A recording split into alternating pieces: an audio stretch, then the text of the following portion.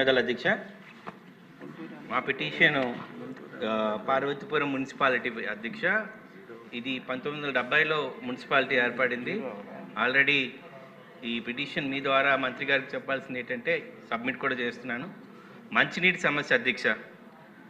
ఇప్పుడు మాకు వస్తున్న మంచినీళ్ళు తాగడానికి కాదు, ఈవెన్ యూటిలిటీకి దానికి కూడా వాడుకోలేని పరిస్థితుల్లో ఉన్నాయి.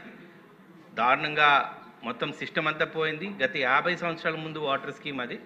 ఇప్పటికీ మాకు కావాల్సిన 9 KLD అయితే వస్తుంది 3 KLD, సో 3 MLD సారీ. ఎంతో ఇబ్బంది పడుతూ ఉన్నాం. సో మీ ద్వారా మంత్రి గారికి ఆ పిటిషన్ జరుగుతుంది. అయితే AIB ద్వారా నిధులు వచ్చి ఉన్నాయి, లేదు అంటే అమృతులు ఇస్తున్నారా, ఎందులో ఇస్తున్నారా అనేది.